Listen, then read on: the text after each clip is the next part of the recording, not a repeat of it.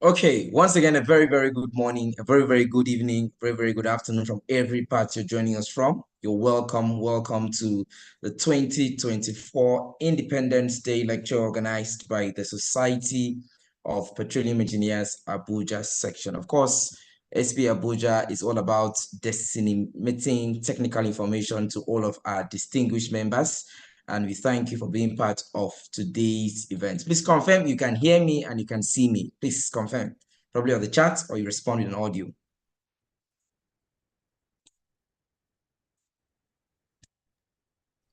Yes, I can hear you. And see, we can hear you. Yeah. Okay, thank you. Thank you. Thank you very, very much. Okay, so I have dropped the link for this event, which is live streamed on YouTube, on the chat box, just in case your friends did not register or they have issues with joining Zoom. You could share this link to them. And of course, they would also watch the event live. Of course, on your screen, as you can see, is the order of event for today. The event is billed to last for only 2 hours. And so we crave your indulgence, that you give us your attention for the next 2 hours, because it's going to be a very interesting lecture. Now, the Society of Petroleum Engineers is very particular about safety. So very quickly, I'll give us a few safety brief. And after I'm done with the safety brief, I'll recognize a few of our amazing resource persons who have joined the call. Please, for the course of this event, we kindly advise that you mute your microphone throughout the course of this event so that we may not have any kind of interference throughout our lecture. Should you want to chat, should you want to talk, on your screen below on Zoom, you'll see the chat feature, the C, where you can use for comments and questions. Of course, during the course of the event, we will have the panel session, we'll have the key notes address. I believe you will have questions for each of our speakers. So drop your questions using a Q on the chat box. We also advise that you ensure you can still hear the fire alarm wherever you are. And of course, the last but not the least of the safety brief, if you're driving, it's advised you park your car in a very safe space, so you may not have any kind of accidents or something while listening or engaging with the very interactive lecture which would have. Okay, I believe we'll have a very, very, very safe deliberations for today. Let me continue the event by recognizing some amazing people who are on the call today. Please, when I recognize you, just do us a favor by saying hi or you just respond. We'll start by saying a warm welcome to our host, the man in charge of SB Abuja section for the next few years. Please help me welcome our section chairman, Dr. Ikechukwu Okafor, on the call. Welcome, sir. Yeah, thank you so much. Thank you, Akpan. Okay. We're also pleased to have our programs chair. The programs chair is the amazing Professor Kafayat Adeyemi, who has done so much to make this lecture a success. Welcome, Professor Kafayat. Thank you. Good evening, everyone. Good evening, ma'am. We celebrate our secretary, section secretaries on the call, Abdul Rafi Igbeyemi. Welcome, sir. We celebrate you. Yeah, good evening. Thank you. Good evening, everyone. Yes, I welcome all section executives. Time will not permit me to call you one after the other. We also say one welcome to all of our phenomenal speakers, our phenomenal resource persons who have decided and accepted to speak at this lecture. We start by saying a one welcome to our keynote speaker, who other than the partner, Zera Advisory and Consulting. Welcome, Engineer John Wakwe. Celebrate you, sir. Keynote speaker, sir. Engineers Drew, confirm you can hear me. Okay, probably you might have a little bit. Just now. Okay, he's going to join shortly. We also want to say one welcome to our moderator, who is also on the call, the head facilities management of Aradel Holdings. Welcome, Engineer Tessie Owuzie. Welcome, ma'am. Thank you very much. Awesome. We celebrate you and we can't wait to listen to you when you moderate the panel session. We have 3 able gentlemen who will serve as panelists for today's event. Let me start by saying welcome to the QHSE manager of GPPS Limited, Engineer Olisa Emodi. Welcome, sir. Thank you for being part of us today. Thank you for having me. Awesome. We also welcome a senior geoscientist with the Nigerian Upstream Petroleum Regulatory Commission. Welcome, Dr. Mala Muhammad. Welcome, Dr. Mala Muhammad. Good evening. Thank you for having me. Pleasure to be here. Thank you. Pleasure to also have you. course, the last but not the least of our panelists. Welcome the CEO of Amplus VG Energy JV, Dr. Mohammed Baba Shehu. Welcome, sir. Thank you very much. Good evening, everyone. Pleasure to be here today. Thank you. Awesome. We welcome all distinguished ladies and gentlemen, captains of industry, section members from all parts of Nigeria, our amazing students, members who are on the call. We say welcome and welcome. We're switching gears immediately to listening to the man who is leading SP Abuja section for the next years. He prides an effective representation as the man that leads the section to excellence. Ladies and gentlemen, for his welcome address, please help me welcome Dr. Ikechukwu Okafor for his welcome address. Dr. Ikechukwu, please, the stage is yours for your address.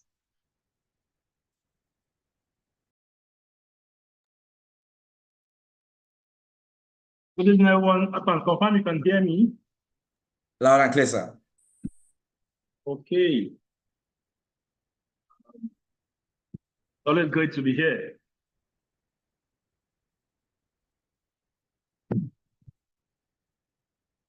Okay.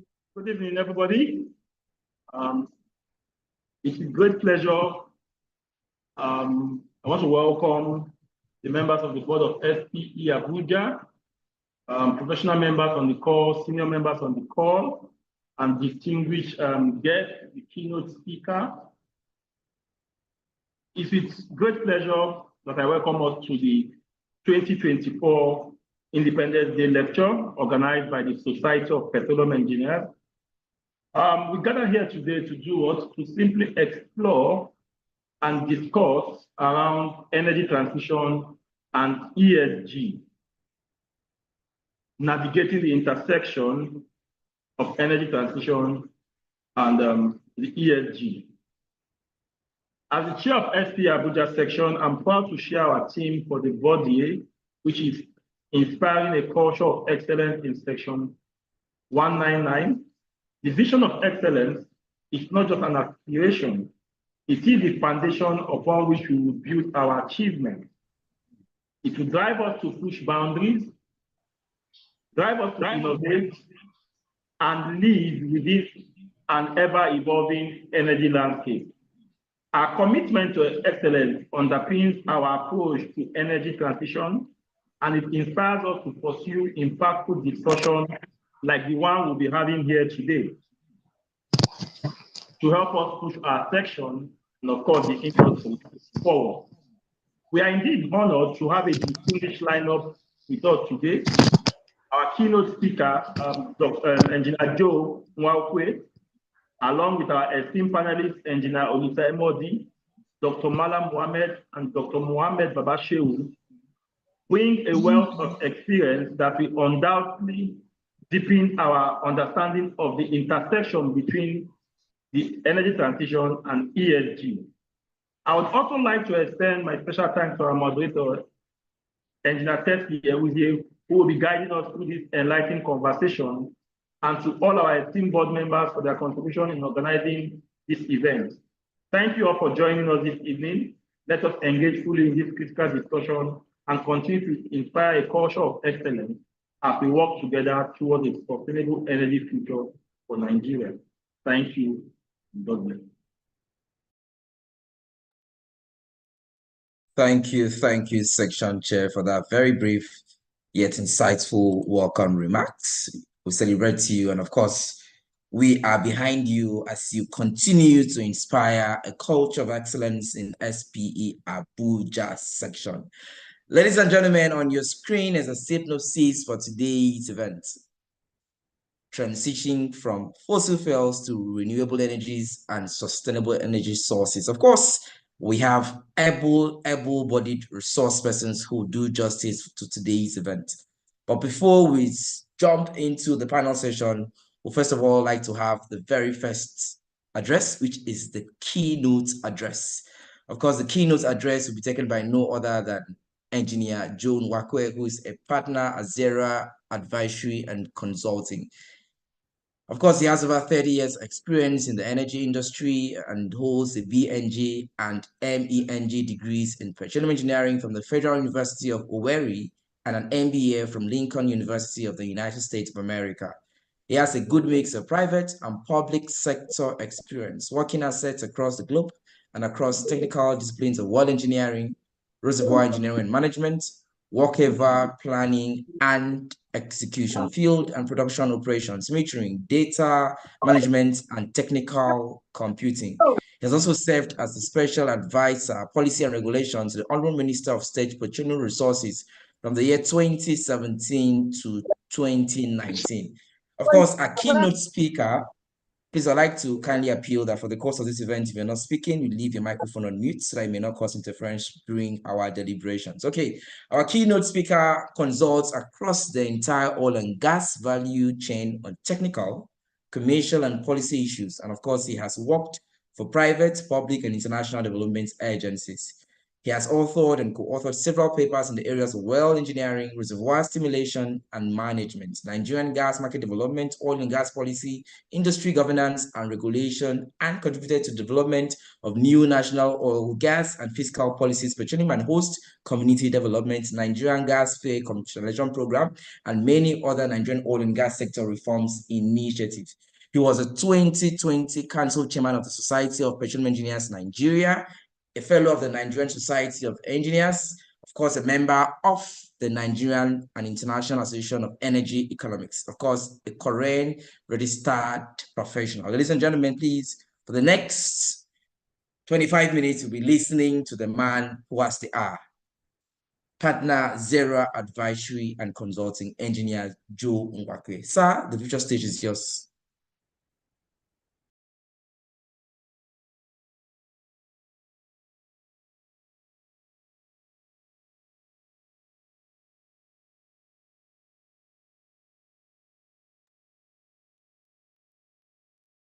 Hello?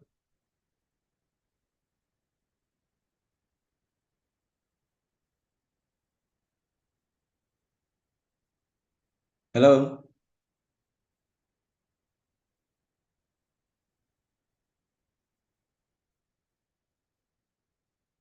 Please confirm you're hearing me. Yes, we can hear you. Yes, we can Okay. hear you. Engineer Joe has not joined. I just did his introduction. Did you hear the? You did get the introduction? Yes, we did. Okay, so Engineer Joe Nwakwe, he's not still joined the call. I know he was online. The network still took him out. Let me quickly send a text to him. Okay, so while we wait for Engineer Joe Nwakwe to come back, he was already on the call. I'm just surprised the network has taken him out. Okay, while we wait for him, can we just know where you're joining us from? Just drop a chat in the box. Let's know where you're joining us from. And if we cannot get Engineer Joe in the next 5 minutes, we might have to switch over to the panel session. And then after the panel session, we'll have Engineer Joe join us. So let's know where you're joining us from. Okay, I can see George Onuma saying he's joining from Craigwell Petroshore Limited. Amazing, amazing to have you here. Okay. Okay. Ekenedi Chuku from Port Harcourt, River State. Wow, we have people from other parts of Nigeria and we don't have people from Port Harcourt, from Abuja. Okay, okay, okay. Suleiman, you see you're not hearing me. I hope my voice is loud enough for you now. Okay. Amazing. I'm seeing Usman from Abuja. Welcome and welcome. So what do you hope to get from today's event? There's a lot of conversation about moving from fossil fuels. What do you have to say about it? Do you have any hot take? Let's have it in the comment section while we await Engineer Joe Nwakwe, a keynote speaker who unfortunately network kicked him out. He was already on the call. We did a dry run and he was good to go. So unfortunately, network has just been unfair to him. He's going to join us shortly. Okay. Dr. Adewumi Shizoma from Veritas University. Welcome. Bolu Watife. Welcome. Welcome.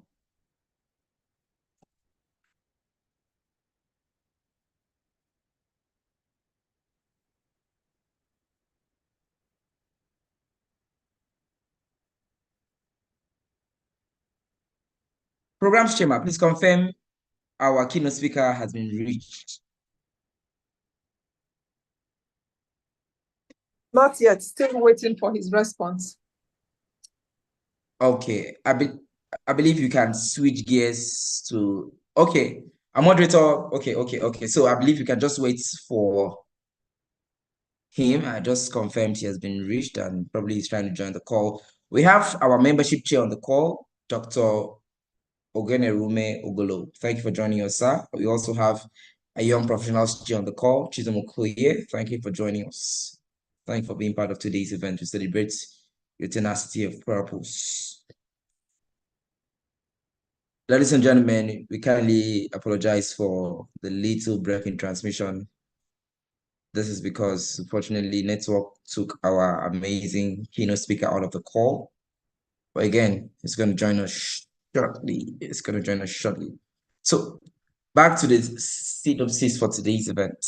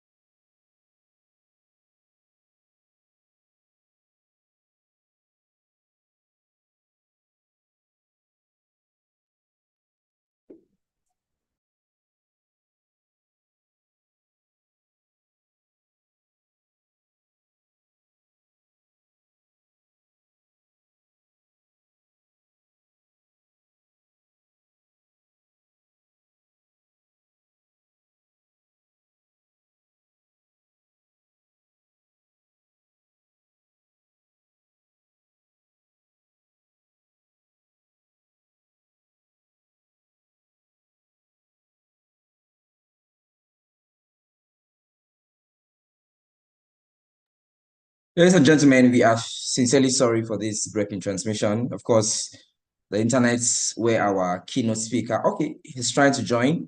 Where our keynote speaker is not really good. So he's just done a little change of network and he is back on the call. Engineer Joe Nwakwe, please confirm you can hear us. Please confirm you can hear us, sir. Yes, I can hear you, but I'm still challenged. I'm trying to change. So I'm using my phone right now to connect, but I'm reconnecting on the laptop. Okay. Yeah. So should we give you a few minutes or I should share the screen for you and you could start, or you want to fix up everything before you start? I could start while this is getting back. Yes, please. Okay. So ladies and gentlemen, I've already done an introduction for our keynote speaker. You're hearing his voice. And once he's done sorting his laptop, you would see his face. Introducing once again, the engineer, Joe Nwakwe. Of course, a partner, Zera Advisory and Consulting. So the stage is yours for the next 20 minutes, sir. Thank you. Thank you very much. And thank you everyone for your patience while this and your attendance this evening. I really appreciate that. I'm going to start this conversation. That's what I would like to describe it as. From the topic, it just says, ESG and energy transition. So to address this, I've tried to break it up. I'll do some introduction, talk about ESG, some basics, energy transition, what does it mean? Is there really an intersection? That's picking back from the topic that I was given. What are the challenges with implementation of these frameworks? What kind of outlook do we expect? And of course, I will conclude. Realize that this is not this is very high level. I decided the panelists will delve deeper as they pick elements of this and break it down further. So some definitions are important. What does sustainability mean? So for our industry, sustainability is the practice of operating a business in a way that meets the economic, social, and environmental needs of the present. Underline the word present, without compromising the ability of future generations to meet their own needs. So this is very key. As we go through this conversation, you will hear a lot about sustainability and why it is important. Now, ESG is a set of criteria used to evaluate a company's environmental, social, and governance impact. Again, this is basic textbook definition. The ESG is essentially a framework that is used to measure performance in these specific areas. And then, of course, energy transition refers to the global shift from fossil fuels to low carbon and renewable sources. It involves a fundamental transformation in the way we produce, distribute, and consume energy.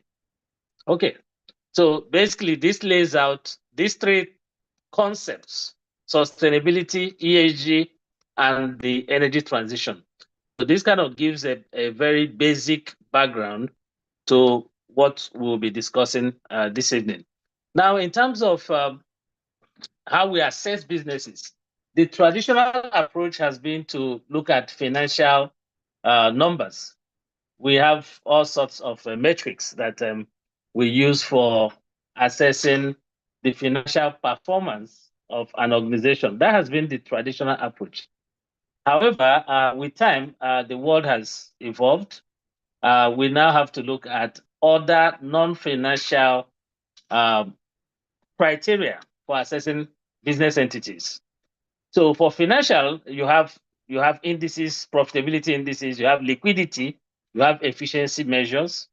But for non-financial, we have a combination of both qualitative and quantitative measures that can be used. And I will walk through this. But the important note here is that the measures you use today, we are moving away from just financial. I think there's an understanding of both the financial and the non-financial in assessing the future, the profitability and future of a company. So that has been brought to bear.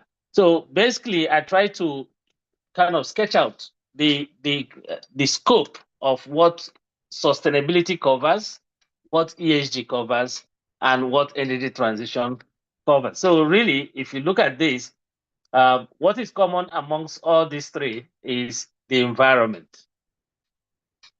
So that's what runs across the three different concepts, whether it's sustainability, ESG, or the transition. So you can see clearly that the sustainability addresses the environmental, social, and economic aspect of the entity or the business, while the ESG focuses on the environment, the social, and governance, not so much of the economics. The economic measures are out of the ESG framework. And then, of course, energy transition just simply zeroes in on the environment. So if you talk of, there's a huge nexus, something running across all three, which is the environment. So a bit on what the ESG framework is. Like I said, ESG is environment. So you talk about energy efficiency relates to the environment. Deforestation and biodiversity relates to the environment. Greenhouse gas emission, carbon footprint, which is what we really term energy transition in this sense, is environmental, climate change and pollution mitigation, and of course, resource consumption and waste management. And I'll talk a bit on this. If we realize that fossils are non-renewable. In other words, they are depleting resources. So the question that has always been is whether or not at some point the world will run out of these energy sources, right? Whether we would exhaust the fossils because they are non-renewable. So we'll talk just a bit on that. I will leave the panelists to break it down a lot more. Now we'll talk about the social construct here, diversity, equity, and inclusion. We, of course, everybody familiar with industry knows we talk a lot more today about women than we did 10 years ago. I don't know about inclusion. So again, there are expectations. In some places, they require that maybe handicapped people and all that needs to be included. So some diversity is necessary. Labor standards and ethical treatment, wages and benefits, human rights, community relations, health and safety. So these are all social aspects expected. These are things that expectations that people have of these corporate entities. Governance. What's the board structure? Is it diverse enough? Is there oversight for their sustainability efforts? What level of compliance have we seen? Political contributions and lobbying. Of course, this will resonate in a place like the US.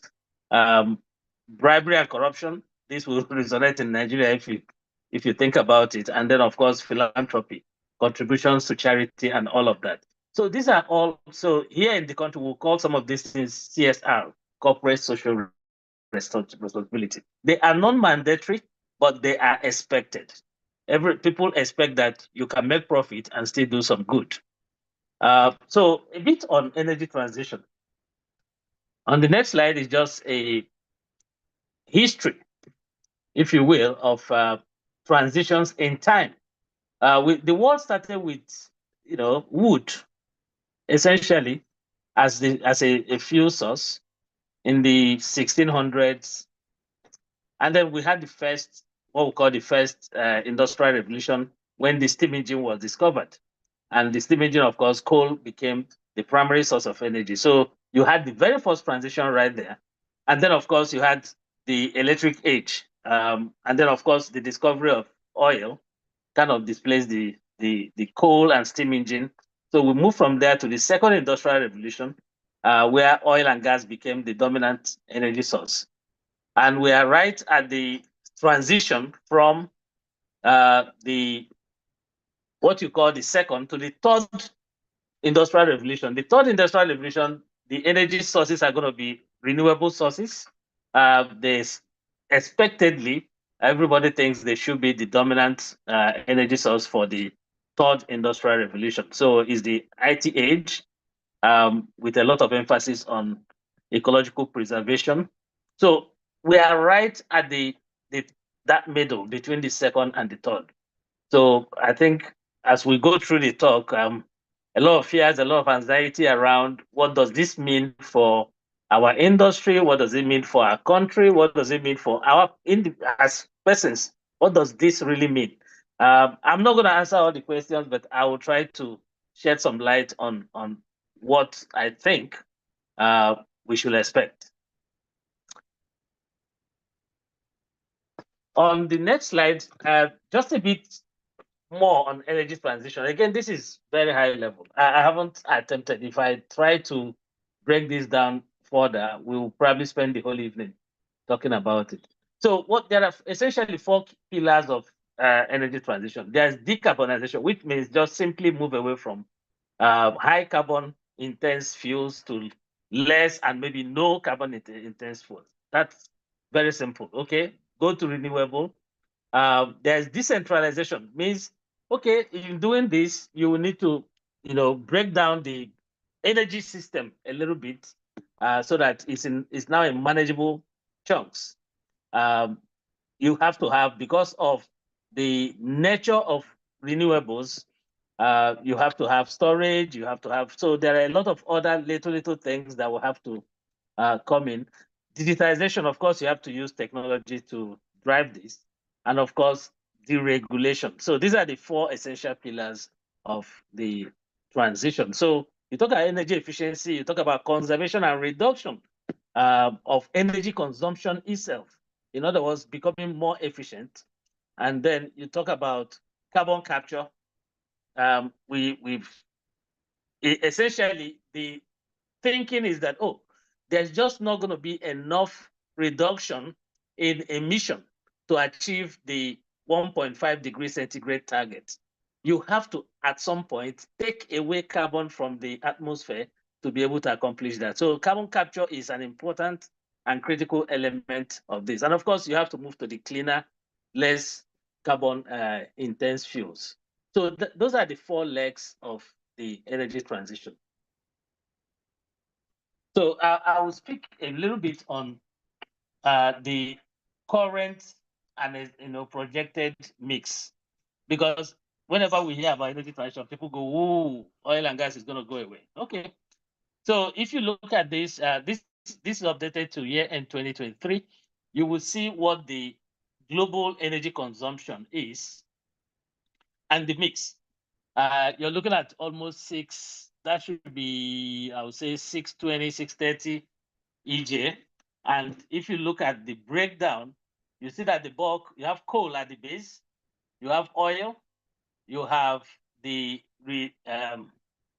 other color is gas, okay, natural gas, and then the green, the light green, is the renewables, all of them together, then nuclear, that tiny wedge, and then of course the other ones. So clearly, if you talk about fossil fuels, you have the first 3 wedges from the bottom.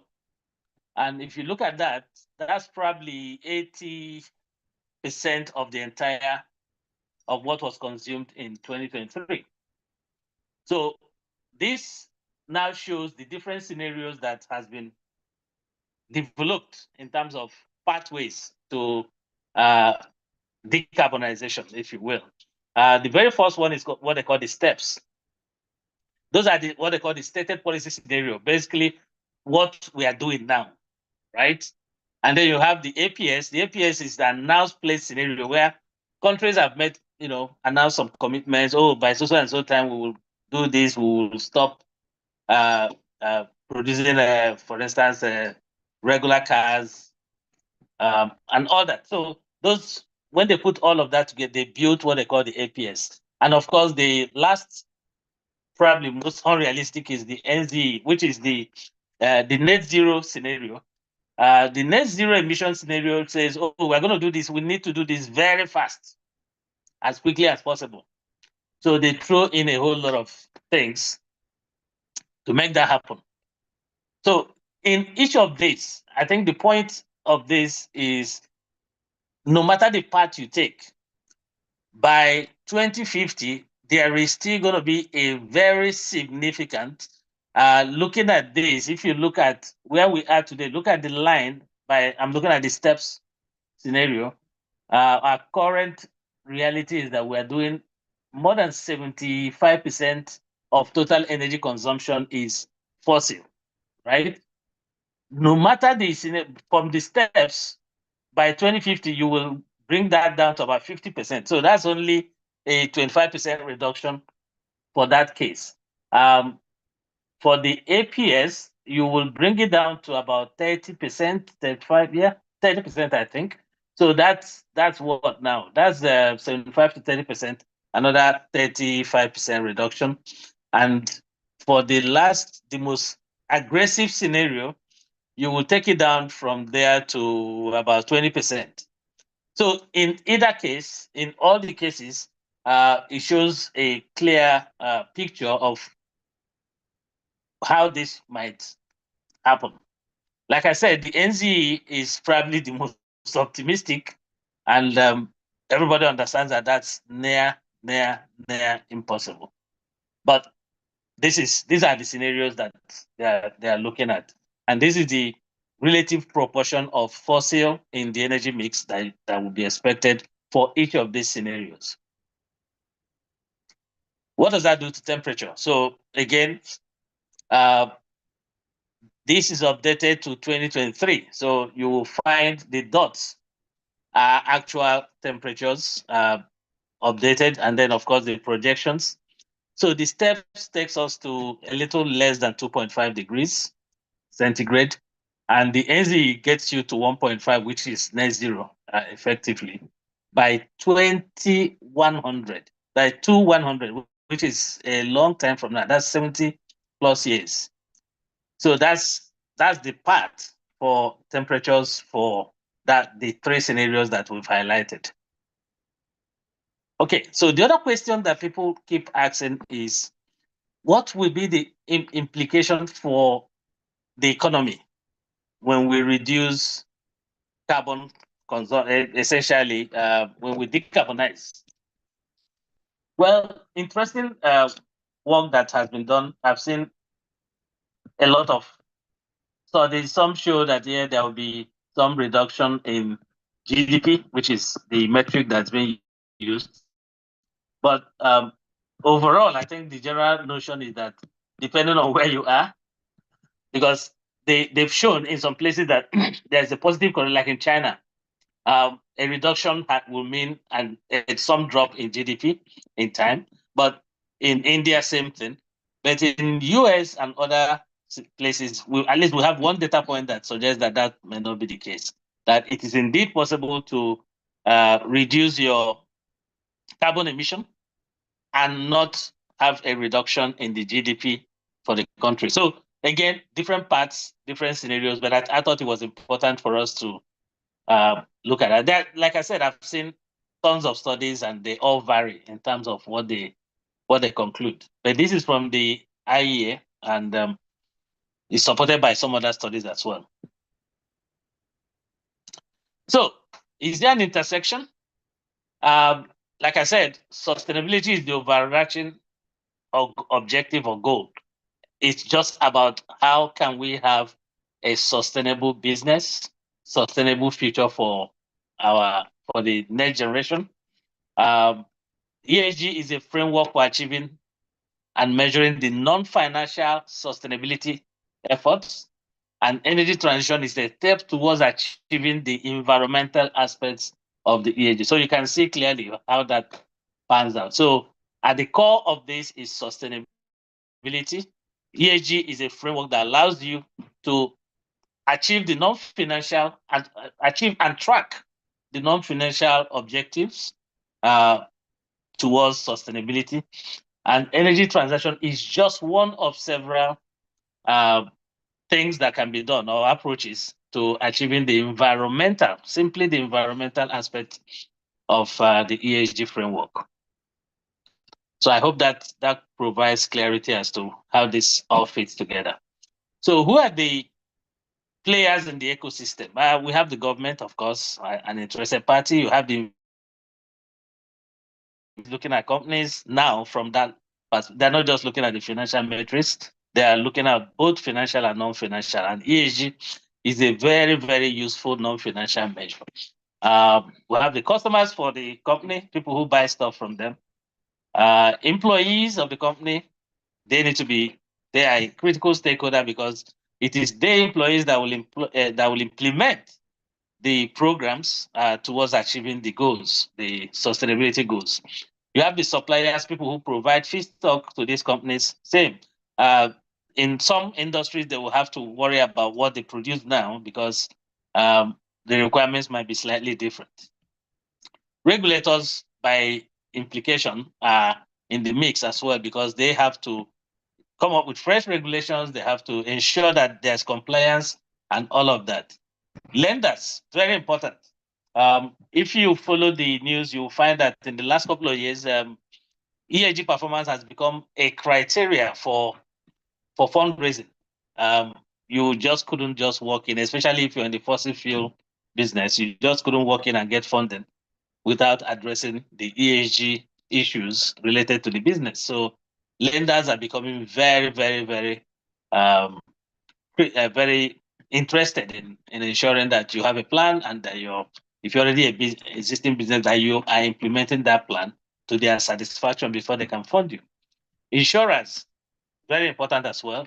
They're all looking at that. And then the host communities, the people in whose communities we do business are forever interested in what we do with all of this. So they worry about social commitment, they worry about our environmental commitments, and of course, governance.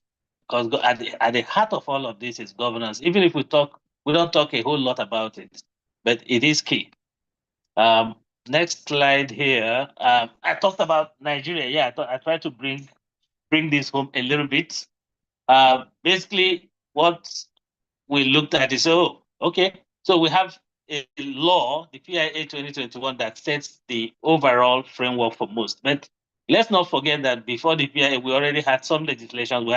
We had the EIA Act, which affects the industry, which addresses clearly, which basically says you couldn't do anything without an environmental impact assessment. And this is coordinated from the Ministry of Environment. It's still in force. If you're going to do anything really well, whatever it is, you have to have an EIA. So that's there. You have NOSDRA. Again, oil spill is a major environmental issue for our sector. So NOSDRA Act basically specifies that they are your first port of report if you think there's a spill, and they will mobilize resources to ensure that that is addressed and dealt with as quickly as possible. So you have the NOSDRA Act 2006, and then we have the NESRIA Act 2007. These are all in place before the PIA. So the PIA did not invalidate their specific provisions with regards to things like noise pollution, for instance, is still under the NESRA. They will specify standards for noise, especially in gas plants and all of those. So there are still aspects of our business that is regulated from those places. And then, of course, I talked about the PIA. It's probably the most comprehensive of legislations that with regards to the environmental aspect of it. So you have key provisions about damage to venerated and protected objects. So if you have a shrine, for instance, can you guys still hear me? I hope I haven't. We hear you, sir. Yes. Okay, good. Excellent. So you have a section 101 that talks about, protection of venerated objects. You have 102 talks about environmental management. So here, a company is required as part of the FDP process to have an environmental management plan. You have provision for a remediation fund, and so an environmental remediation fund under PIA section 103.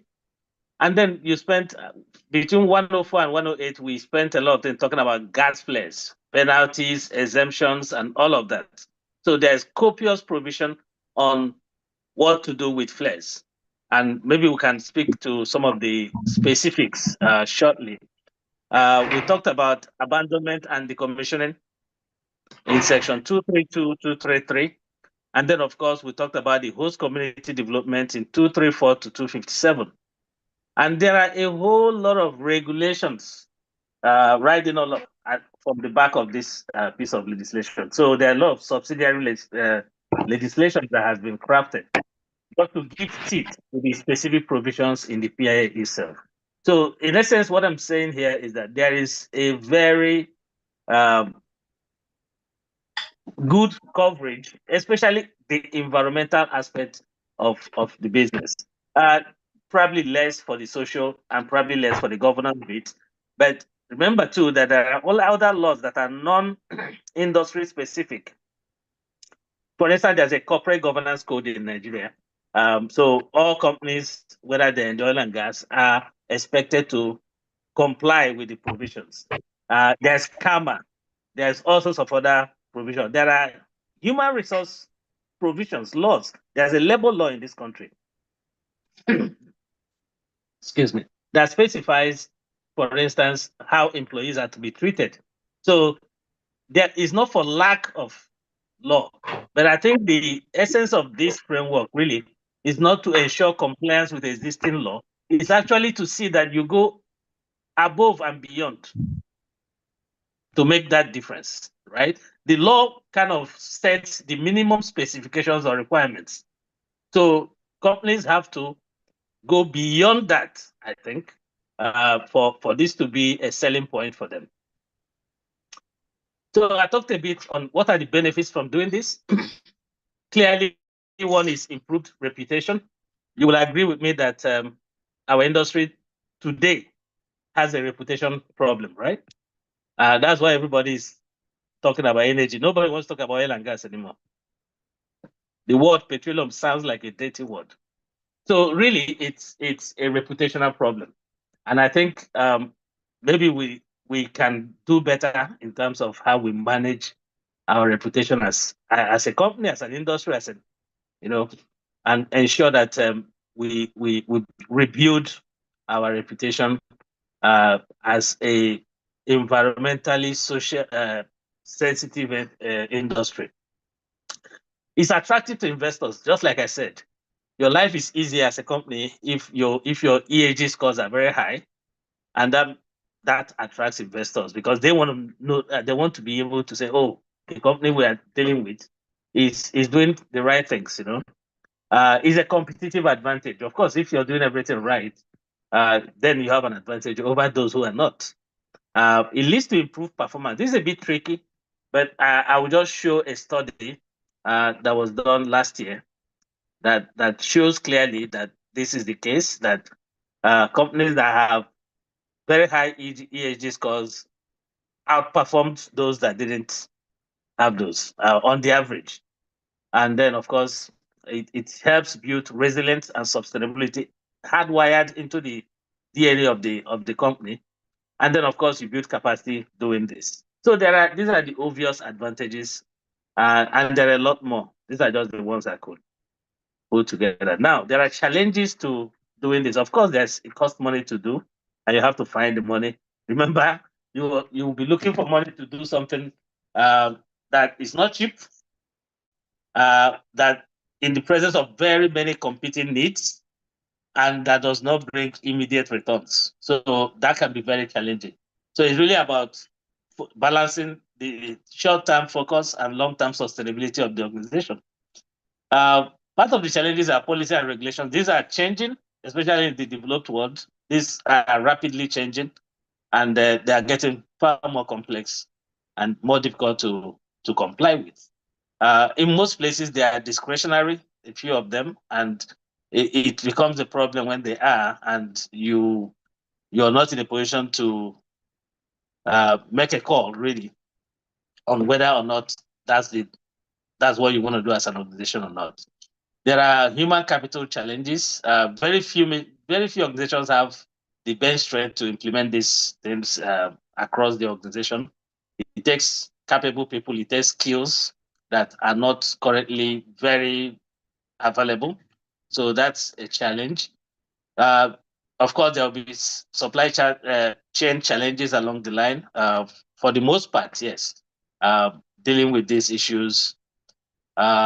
Measuring and reporting impact. Again, this is another, because of skills and all that, there's a whole lot that goes into how do we track performance in these areas, because some of them are not very quantitative, they are rather qualitative. So you need specific skill sets to be able to do that. And of course, social acceptance. Now, I just started to say, okay, outlook. What does the outlook, what does it look like? I took just 2 or 3 examples, I think, just to give a sense. Electricity is one. I said, okay, so what's the installed capacity today from all the sources? So you have hydro, you have nuclear, bio and wind, solar. So you can see the total right there. Globally, this is what's installed as at 2023. You could see the numbers there. So if you look at the chart in the middle, so that shows the total electricity generation. You could see clearly that all of this, right, the renewables, is less than 30% of the total. So there's a huge gap there, and that is filled by the fossils. So that's how much growth we need to have in the renewables to be able to displace the fossils. Okay, so that's a lot of work, and you can see the growth rate in time is not that fantastic. Yes, we've seen solar PVs are spiking up, very sharp increase, but by there are challenges with that. So the the question is whether or not they will grow fast enough to close the gap, and how long will it take for that to happen. So the other thing I decided to show here is change in electricity generation by source, and then related this. So you could see that there's a shift. Clearly, what this shows is for each of these countries, it shows the power CO2 emission. That's the CO2 emission related to the power generation. And of course, it talks about whether how much of this is low emission and then the unabated fossil fuel. So you could see a gradual shift. So we're getting cleaner. That's the message, right? And then, of course, the CO2 associated with power generation is dropping. So the percentage change here is, so if it's lower than 0, it shows that there's a significant improvement in that. So you could see a trend by country. So generally speaking, the outlook is that the decarbonization is afoot, and it will continue to progress for the power generation industry. We looked at transport fuels as well on the next chart, and it shows clearly, you could see the projection is that there will be some displacement of oil by EVs. And that's very interesting, right? So you're looking by 2035, they think there will be a 30 million barrel a day reduction in oil demand just due to EVs, based on the projections they've made. Well, the interesting thing is that the EVs will need power to be charged, right? And that's probably going to come from gas. So the conversation is interrelated, right? So we might take this might happen, but then of course the electricity for the EVs has to come from a source too, and gas is probably the switch fuel from that is most readily available right now. Okay, so and then the last one, which bothers most people, is okay, there will be some demand destruction. So how does that work with jobs?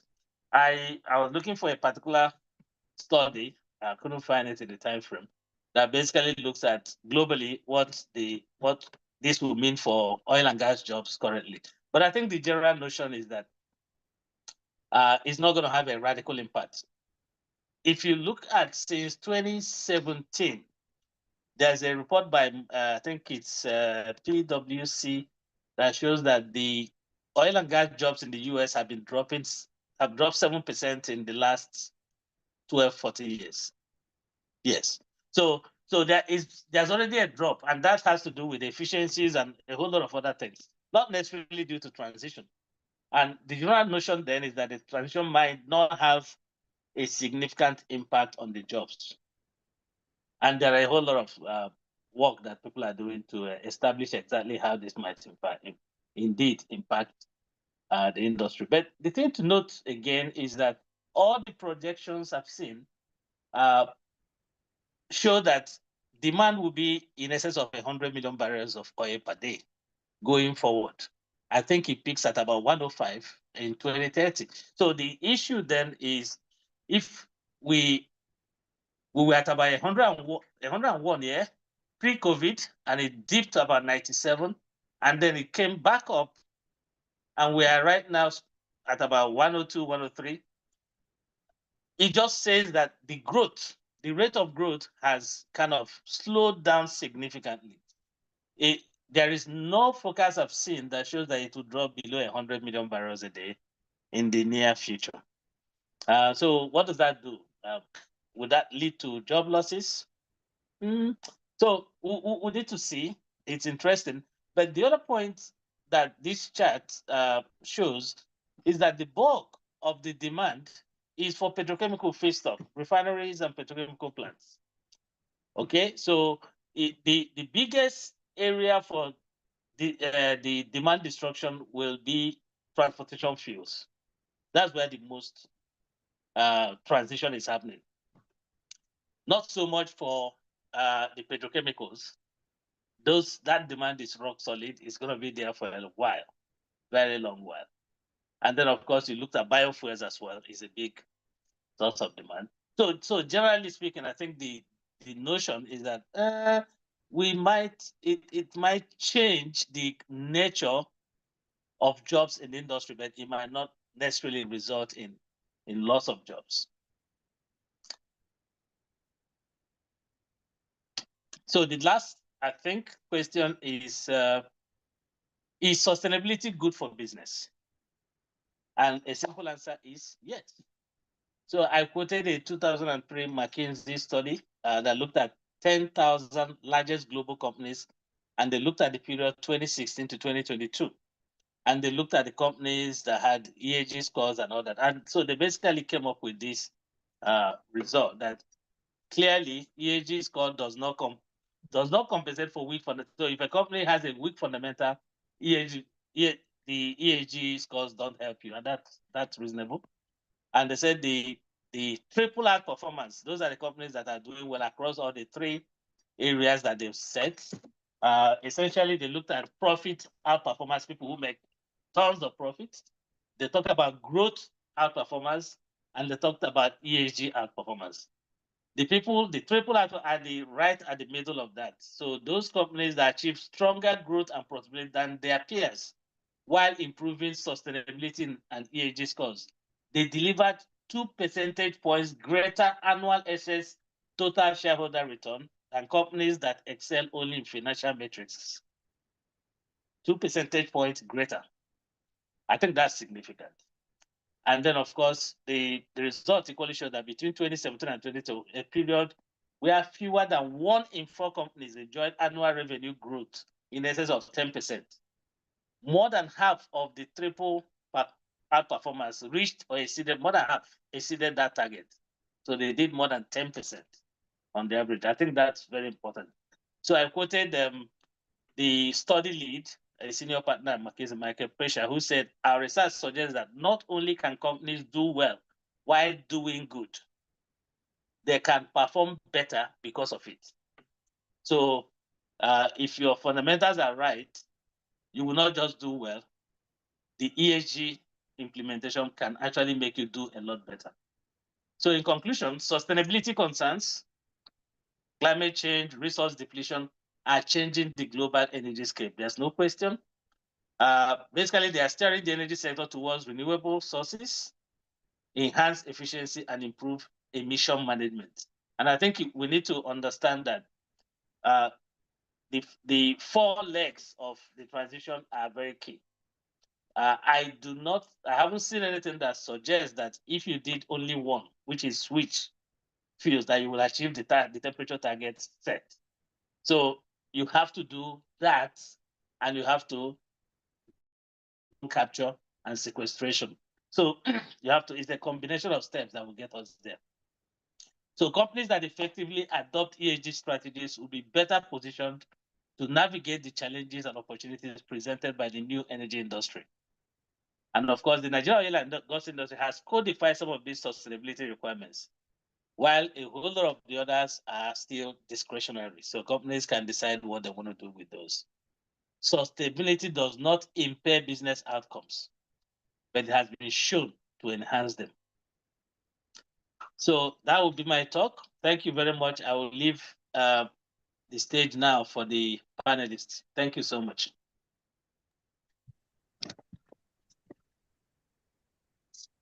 Thank you so much, Engineer Joe Nwakwe, for that enlightening and thought-provoking keynote address. Of course, your insights into the complex interplay of energy transition and ESG has provided us with a clear understanding of both the challenges and the opportunities. Once again, thank you so much. Please, can we give him some virtual applause, please? You can drop some comments and celebrate him. Thank you so much, Engineer Joe Nwakwe. We are grateful for all of the data and everything you showed. Thank you so much, sir. Thank you. Ladies and gentlemen, we're switching gears now to the panel session. Of course, the panel session will be led by one of us, who is, of course, very phenomenal in the industry. She is a registered professional engineer with Coren and holds an MBA from Oxford University, Washington, D.C. She has earned a Bosch diploma in occupational safety and health, alongside diplomas in leadership and management in health from the University of Washington Global Health, and advanced business management from Nexford University, Washington, D.C. I could go over and on. She has about 16 years of experience in the oil and gas sector, and of course, with several awards to her name. Please help me welcome the Head Facilities Management, Aradol Holdings PLC, Engineer Tessie Wuzie, as she heads moderating the panel session. Hello, ma'am. The stage is yours, ma'am. Thank you and good evening to everyone. Thanks for joining today's webinar on energy transition and ESG, navigating the intersection. I'd like to first of all acknowledge the fact that Engineer Joe Nwankwe, the keynote speaker, has done justice to the topic in trying to introduce us to what we are here to do today. My takeaways from that speech definitely has to do with the definitions around ESG, what is sustainability, telling us the transition from wood, coal to oil and gas, and now in renewables. He equally went ahead to mention the 4 Ds, decarbonization, decentralization, digitalization, and deregulation. He took us through a suite of items that have to talk about sustainability, and I think the salient one has to do with D&I in terms of diversity as well. Talking about policies that we currently have, the various frameworks that are already in existence. He took us equally to challenges, climate change, what does it mean for us, the host community, the PIA, not coming to take away the framework we currently have, but just to enable it and to ensure people are responsible. He equally mentioned the metrics around energy and all that. I can go on and on. It was a power-packed and full presentation. I would like to say that that slide will be shared with everyone by the SPE Abuja chapter, who are the organizers for this webinar. Without wasting so much of our time, I'd like to say thank you. Please give me another virtual clap if you may. Thank you so much, Engineer Joe. Yeah. So for me, energy transition involves a global shift from fossil fuel to sustainable energy sources, which reduces our carbon emission, crucially aligning ESG, environmental, social, and governance, with a lot of principles around sustainable management. Yeah. For us here in Nigeria, oil and gas has actually faced an increased pressure, where companies now change their name, rebrand, and begin to say their name is something energy. They just have to attach energy. That's pressure. So that pressure is helping those companies just to meet the global ESG standards, embracing technology like the CCUS, energy efficiency, coordinating efforts among stakeholders are essential in navigating these trends, promoting growth and all that, and having our local environment in mind with governance challenges, which we're going to be dealing with today. Today, we have an experts panel that represents all stakeholders to explore the role of energy transition in meeting ESG goals, with special focus on Nigeria as content.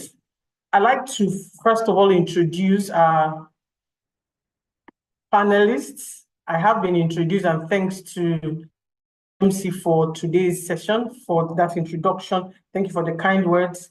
I'd like to introduce Engineer Dr. Muhammad Babashehu, a seasoned naval architect and project engineer with over a decade of experience in offshore structures and subsea engineering.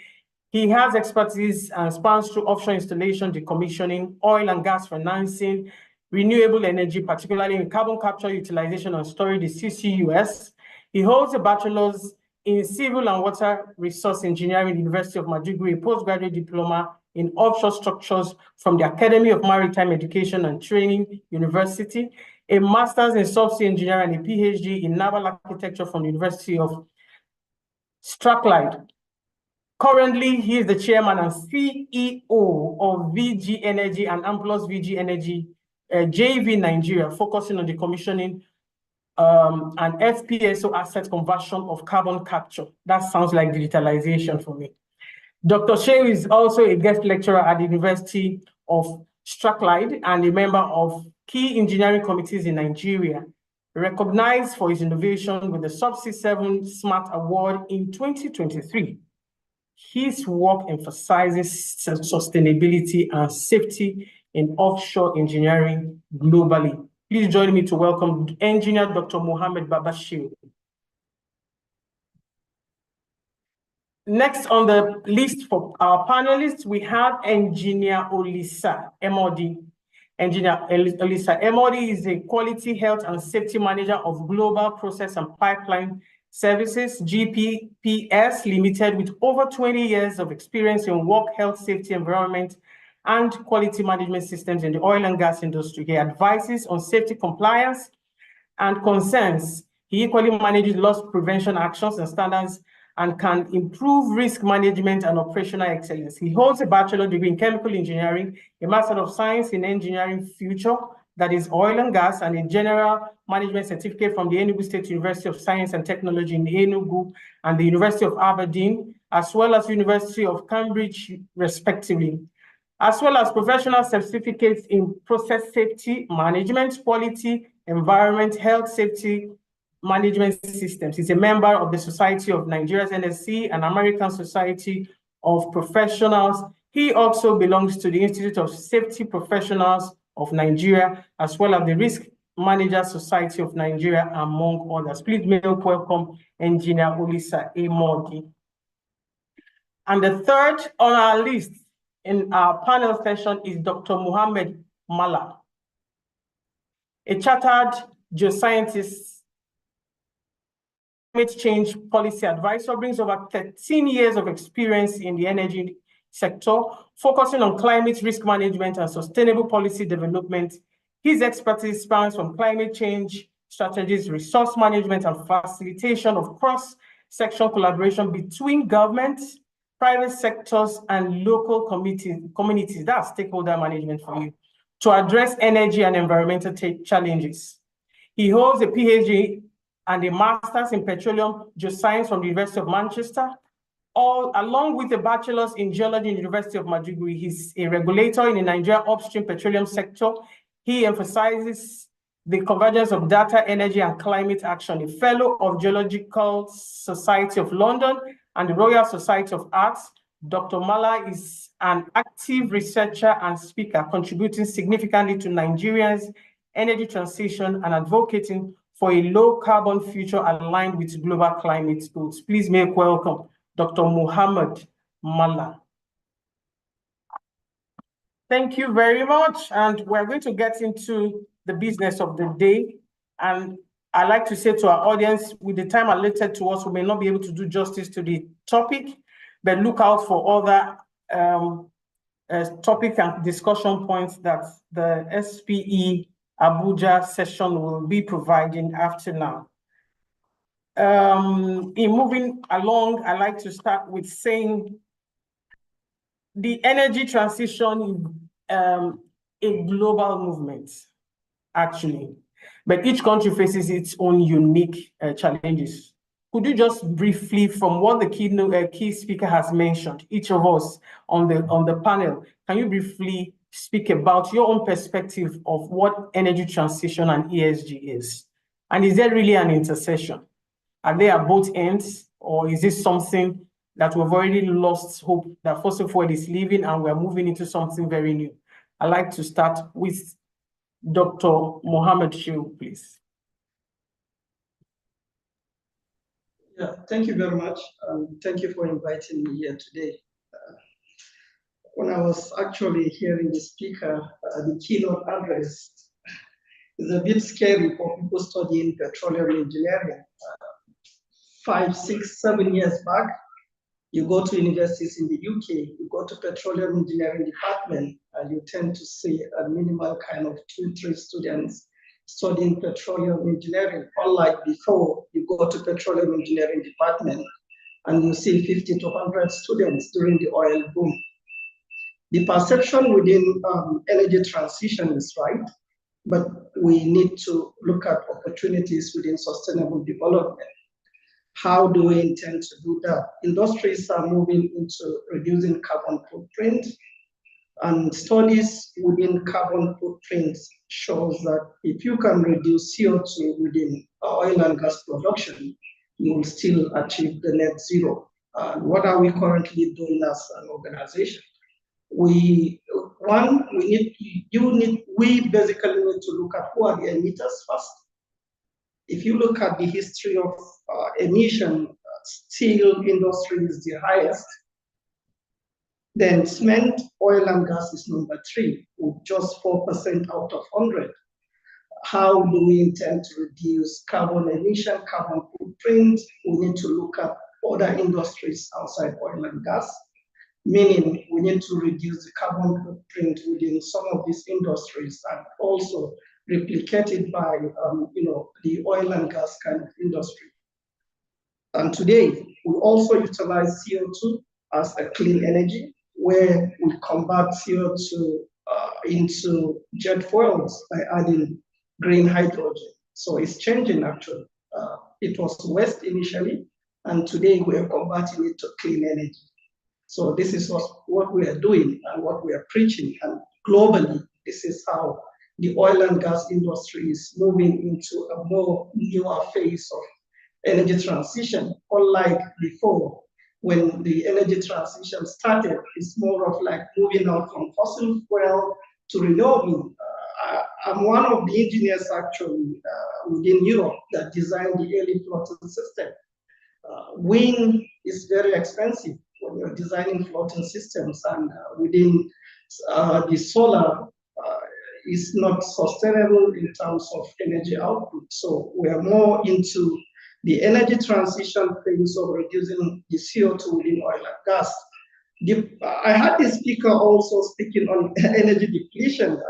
Currently, there are a lot of discoveries, new discoveries within the oil and gas, where places like Brazil, Namibia, and other parts of the world moving into huge discoveries of billions of barrels. So I don't think there will be any sort of depletion very soon, but rather as a nation, we need to look at more sustainable way of developing the oil and gas.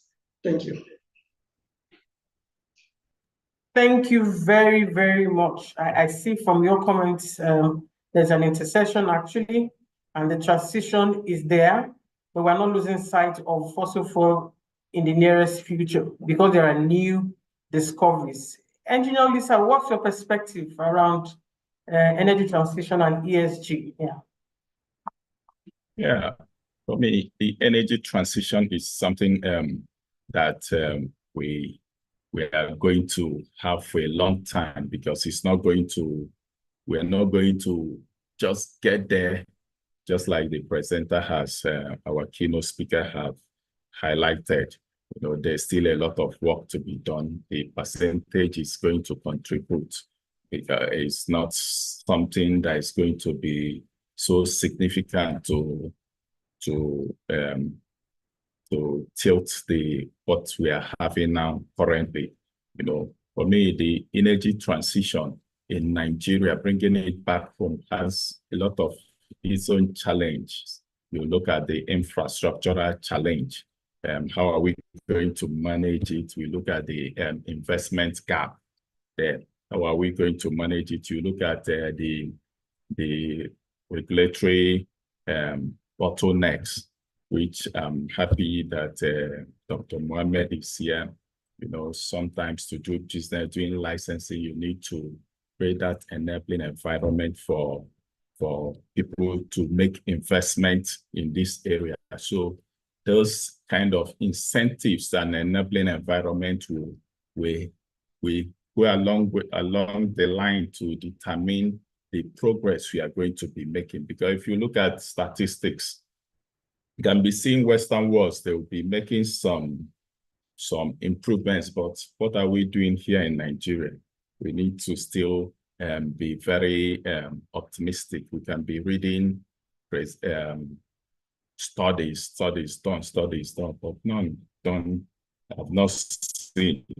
I don't know what the level of progress we've made here in Nigeria. I've not seen a very tangible. So that's it. So we are faced with regulatory policy framework. We are faced with the quality of the infrastructures that are even poorly maintained. Even in Nigeria, up to date, you still have epileptic power supply, and in some places, people are cut off these are challenges. So these are challenges that face us in this energy transition. So for us, we are going to continue to make sure that government, the players, the industries, the regulators, everyone are collaborating to make sure that we are not left out in this transition that is going. Thank you. Thank you, Engineer Olisa Emoji, for that. From what I picked from you, we have investment gaps. We have issues around, some bottleneck around our regulations as well. We equally have challenges in Nigeria. There's energy gap in terms of providing electricity. So there are some areas in the country who don't even have lights. They don't even want to hear what renewable is. And the company have a lot of challenges right now. Is ESG their priority? So those are some of the local challenges that we currently have. And those are the kind of things we'll be talking around as we move on. I'd like to test Dr. Mohammed Malam's idea concerning energy transition and ESG. So let's get your perspective, sir.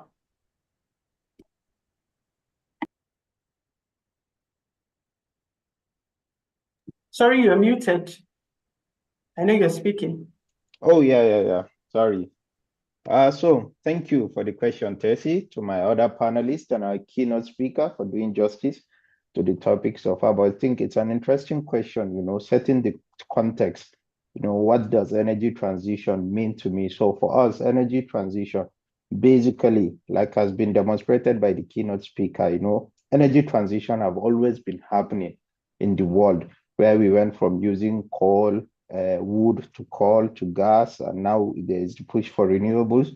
So it's important to set the context. And what energy transition means for us is actually energy sustainability for us in the government. Why do I say energy sustainability, not transition? It's because we are looking at how we want to continue doing business sustainably, because as you all know, petroleum is a mainstay of our economy. It's a big source of revenue for the government. So energy transition means different things to different people and to different parts of the world.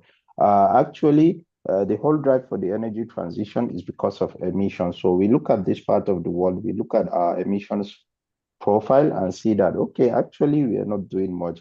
There's still that need to actually mitigate, but so how do we go about it? So we want to continue to produce this energy, do this business sustainably. So, and that is what it means to us. So, and there's this whole push towards net zero. So net zero is just basically plus and minus, saying that your emissions that you produce, how do you remove them?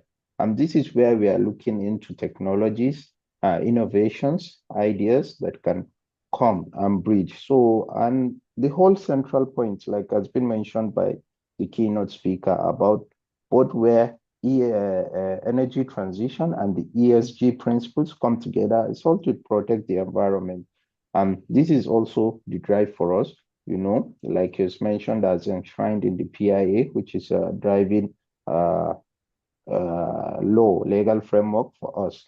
So for us, it's actually energy sustainability. Thank you. Thank you very much. I hope the audience that are listening is a diverse panel, so it's going to be very, very interesting. So my takeaway from Dr. Mohammed Malam is that it's not a transition, it's sustainability. Yeah, so we want to sustain our energy, be responsible to our production and distribution. That's what it is for us in Nigeria. Petroleum is our mainstay as it is in our economy today. So we can't do away with it until we have an alternative. But while we are doing that, we're ensuring that we are not degrading the ecosystem by producing fossil fuel. So for me, the key word from what he has said is sustainability, and I'd like to move quickly. And I want to indulge our audience. If you have questions, please put it on the chat, and keenly listen. Your questions may have been answered in the course of this conversation. I appeal to my panelists to say, please, let's just hit the high notes, direct to the question, just so that we have a lot of value to the audience within the time allotted to us. I'd like to start with you, Engineer Olisa Emodi, who is an expert in HSE, human rights community engagement, when you talk about quality, health, safety, and environment. So what is the role of quality, health, safety, and environment in driving energy transition? And how does this contribute to its critical success or energy sustainability? Let me take the word from Dr. Malam right now. Yeah, so what is the role of HSE? Yeah, thank you very much. HSE, you cannot overemphasize the importance. It's multifaceted, if I should borrow that very word. Yeah, because it have a connection to operational practices and still on regulatory frameworks. So we are talking about transitioning, that means going to new energies, that means we are going to change things, build things, build wind farms, build solar panels, all these things. You cannot just wake up to think. You have to start from planning stage. If you don't plan, you are going to fail.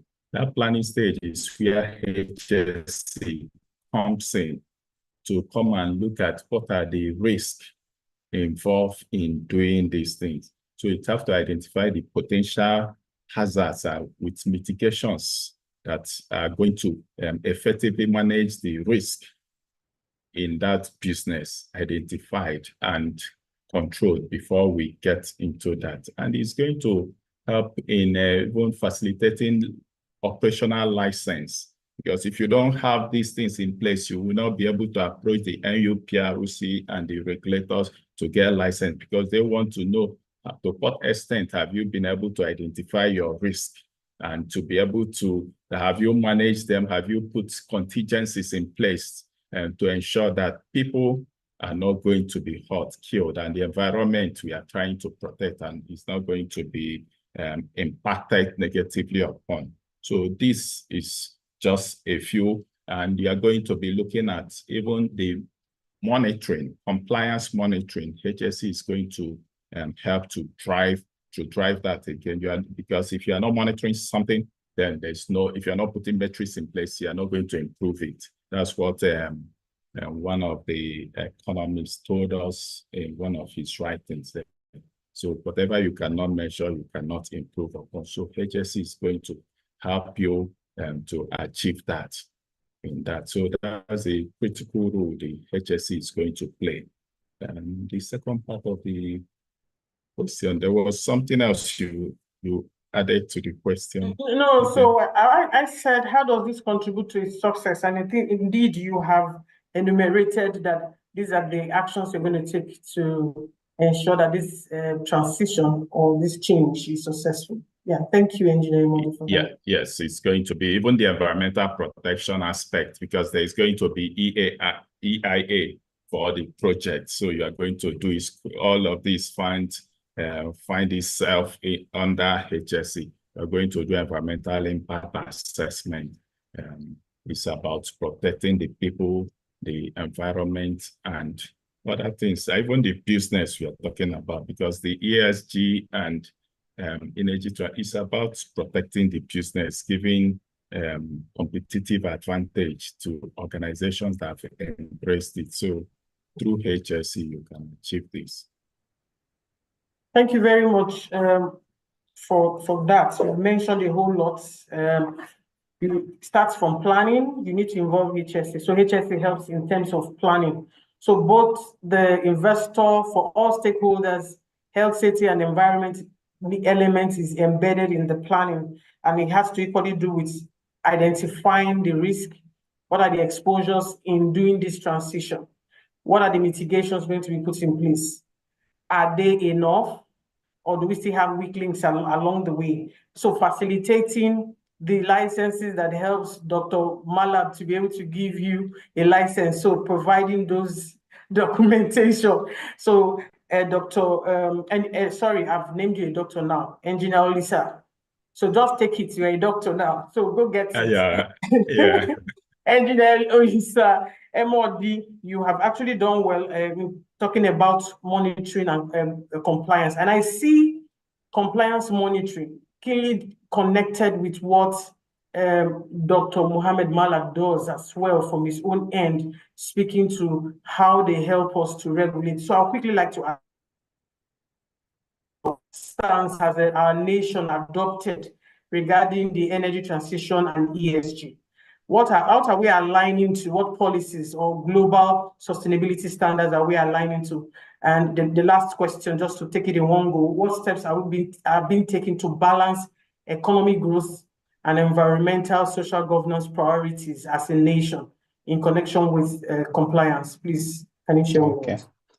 Thank you very much, Engineer Tessie. So, like we all know, Nigeria is signatory to the UN COP, UNFCCC framework. So Nigeria actually signed in COP26 in Glasgow to transition to net zero by 2060. Other countries adopted 2050, some different timelines, some 2070.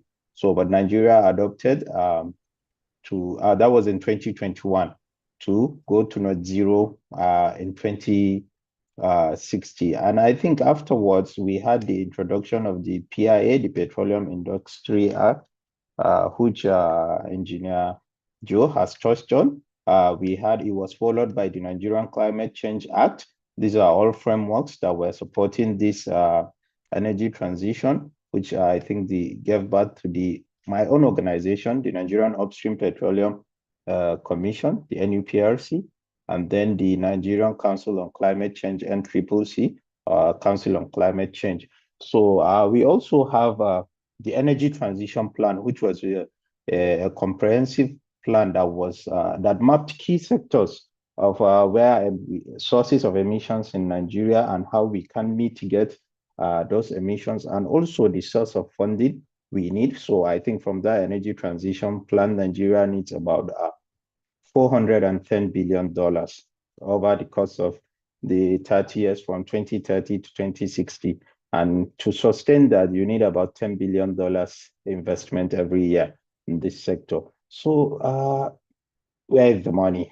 It's another question I think Engineer Joe has touched on. But these are key frameworks that Nigeria is leveraging on to try to push this energy transition or energy sustainability narrative. But when it comes to what we are doing in the upstream petroleum sector, we have issued out guidelines on greenhouse gas emissions monitoring and verification, comprehensive guidelines in 2022, which was followed by a regulation on waste and pollution prevention in 2023. And if you notice, or if you follow, these are all following a series of activities from 2021, 2022, 2023, 2024 to where we are today. And these are some of these bedrocks for this energy sustainability we are implementing in Nigeria. And just specifically for the upstream petroleum sector, we are trying to implement that in a more methodological manner so that we don't rush it. So the approach we are taking is to hasten slowly so that we don't make a lot of mistakes. We are being deliberate and careful on implementing these policies. A lot of these things is new anyway, even in the global arena. So, and a lot of people struggle with it. So it's just trying to get a buy-in of the operators, the stakeholders, and work collaboratively towards achieving this energy sustainability that we so desire in Nigeria. Thank you. Thank you, Dr. Mohammed Malak, for that.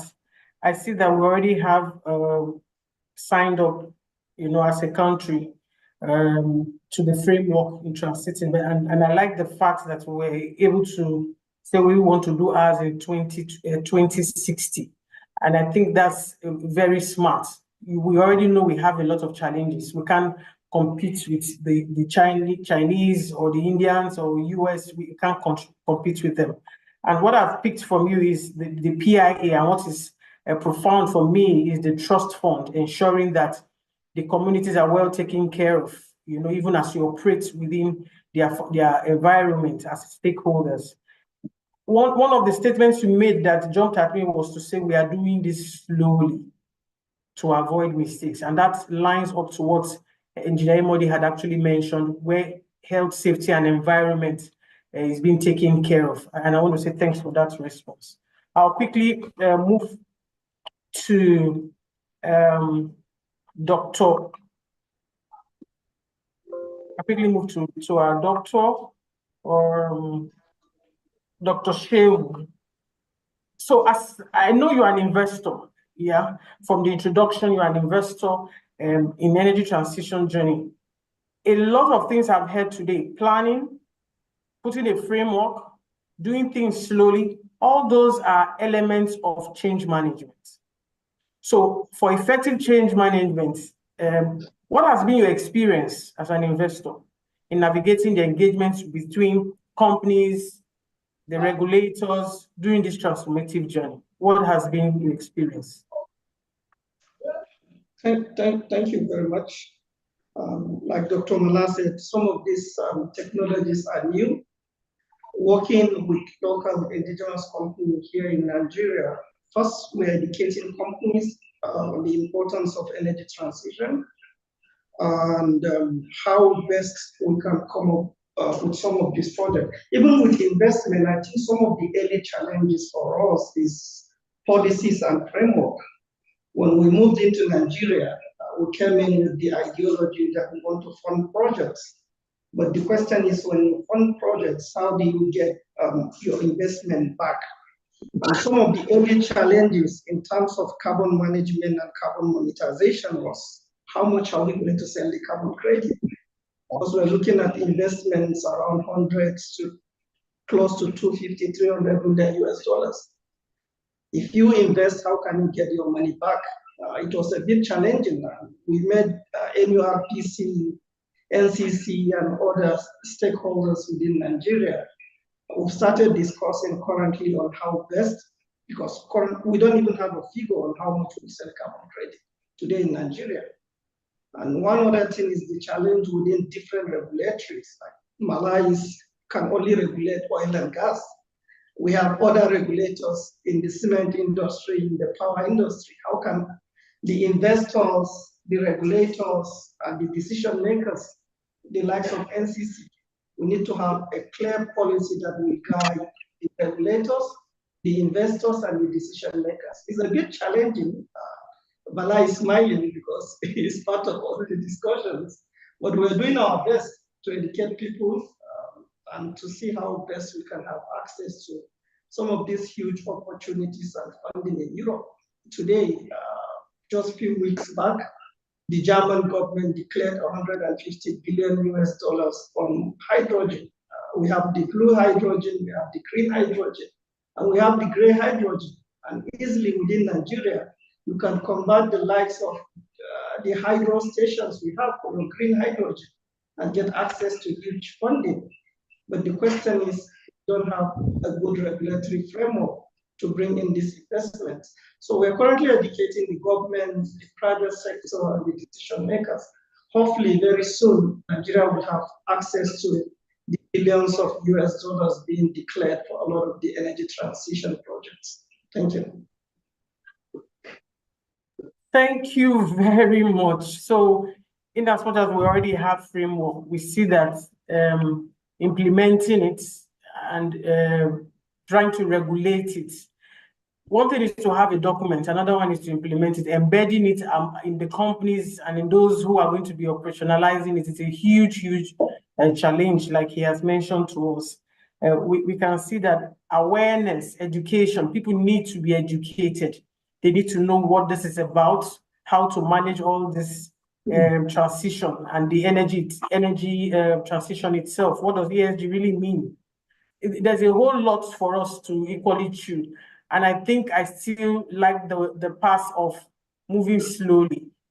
In terms of talking about moving slowly, Engineer Modi, what are the challenges that impede energy transition in Nigeria? What strategies is the company implementing to overcome these barriers? I know that in the news, we recently had a vehicle blown up because they had a gas vehicle.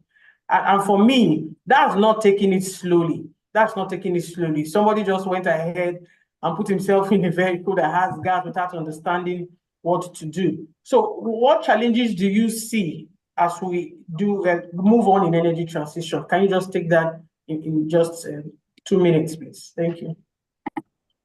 Okay, thank you very much, Engineer Desi. Let me start from the last comment you made, the blown up tanker, because that one we can connect.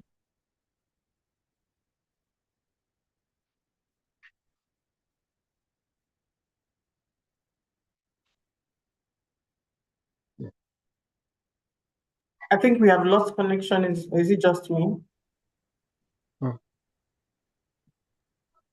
I think I can hear you clearly. Maybe it's Engineer Olisa, can you still hear us? We can't hear you.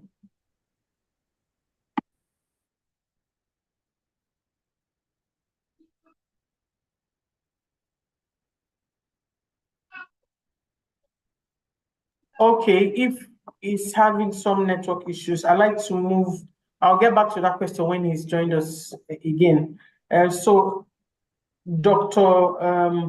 Mohammed Mala, we understand that there are regulations governing energy sustainability and carbon monetization. Could you provide an overview on the key regulatory framework in place? Specifically, we're interested in understanding the policies driving energy sustainability and how carbon monetization is being structured within this framework. Okay, thank you very much, Engineer Tess. So like I've said, driving from all the policies I've mentioned earlier, what we did in the commission, the Upstream Petroleum Commission, was to sit and develop a regulatory framework, which was launched at the last COP, I think COP28 in Dubai. This framework is on decarbonization and energy transition or energy sustainability, is focused on 7 pillars. One is to do with natural gas shift. Why is the first pillar natural gas shift? Because gas is our destination fuel. You know, gas is less polluting than natural gas is less polluting than other forms of fossil fuel. So this is the first pillar, and this is why the government has also these initiatives on the decade of gas, trying to also drive for this CNG, which you just mentioned. So a lot of that is coming from the framework. We also have the second pillar being elimination of gas flaring. So, you know, we have a lot of gas flaring, but especially Engineer Joe mentioned during his opening remarks, the Nigerian Gas Flare Commercialization Program. So it's a program also which we are driving from the commission, where we're trying to take otherwise flared gas and capture it and convert it into energy production, which also forms part of the sustainability and protects the environment. We also have carbon market development, which is the third pillar. And in this, we are trying to see how we can develop a carbon market, which was just mentioned by Engineer Abasho, that they wanted to play in this area, but it's not yet fully formed or fully developed. This is also one of the key pillars of the framework, where we are working to develop a carbon market for the local economy here. We also have a drive for technology and innovation, which is the fourth pillar, because all of this needs to be driven by new technology, new innovation in this area. And the fifth pillar is improving efficiencies in the upstream value chain. So there are a lot of places we can look at and improve efficiencies and improve the overall carbon footprint of our project without actually changing a lot of stuff. And the last is collaboration and risk management. Also, just as mentioned by Engineer Babasho, there's a lot of players within this area that we have currently. So it's a lot of collaboration going on. It cannot be done by one person alone. So we also have to include this as a part of the framework to know how to handle this collaboration, how to handle the various stakeholders, the investors, the operators, us, the regulators, other government agencies, and then how to manage any risks that will occur or mitigate any risks that will occur along the chain. I hope that answers your question. So these are the main pillars, 7 pillars of the regulatory framework for the decarbonization. Thank you very much. So the natural gas shift, CNG, elimination of gas flaring, that's actually a very popular one. I know in lots of GHG is being reported and monitored amongst companies.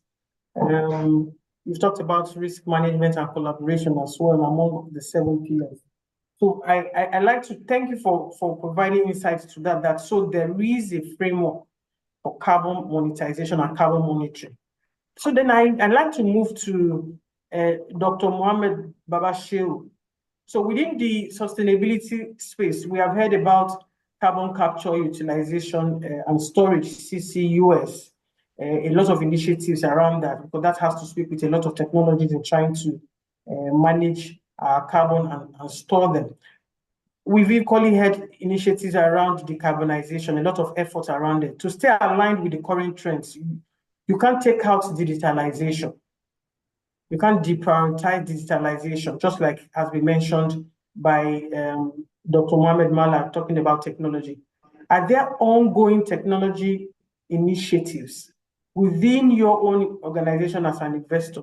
And please, can you share and what's happening within that space? Thank you very much. Technology actually plays a key role in what we are doing in terms of reducing carbon emission. But the technology will depend either you're looking at the capture side of it, storage, utilization, or monetization. It differs and actually it changes. So when you look at the process of capturing, like the direct air capture, we have a lot of technologies that will be employed into our facilities to look at air qualities and other kind of impurities. Some of the technologies is a kind of in-house technology that I cannot easily disclose out here, but we have different sort of technologies, the AI and machine learning for process optimization, storage side monitoring. We also have sensors in terms of technology monitoring CO2 storage. We're trying somehow to correct the mistakes of oil and gas. We want to do it responsibly by storing and monitoring whatever we're storing. We don't want this spillage of CO2, sorry to say. We will have a kind of storage where we'll monitor with technologies. Here in the office, wherever we store the CO2 will be fully monitored. We have technologies in place to do that.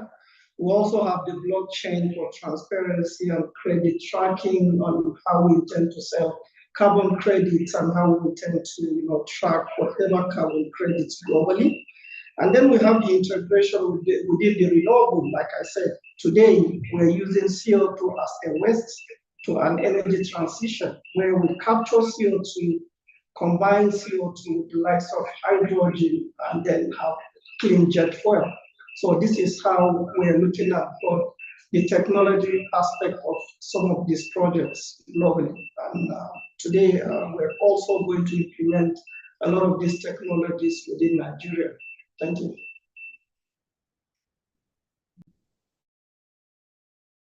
Thank you very much. So in terms of carbon efficiency, you've actually enumerated things. I hear you say blockchain, remote monitoring you have mentioned, where you can sit in the comfort of your office and you begin to get that data. We talked about machine learning and sensor, and I truly understand when you say you can't specifically name the technologies at this point in this conversation. You equally mentioned monitoring of CO2 storage that needs to be monitored and cleaning up what the oil and gas has actually been doing over time. And I want to say thank you for that. So I look forward to a time when you can share some of these technologies for our learning. Yeah. So, but what has been established is that technology cannot be deprioritized when it comes to decarbonization, and that they do exist. So they do exist. So this is a call to our audience, those who are on the call. I know we have business leaders on the call. Just begin to leverage and take advantage of technologies that are available to ensure that we move and progress on this journey of decarbonization. Yeah, thank you very much for that. I see Engineer Olisaimodi is back. Yes. Again, technology hasn't helped us. You were knocked out at some point, but welcome Sorry. back. I know it's not your fault, so you don't need to be sorry about that. It happens to everyone.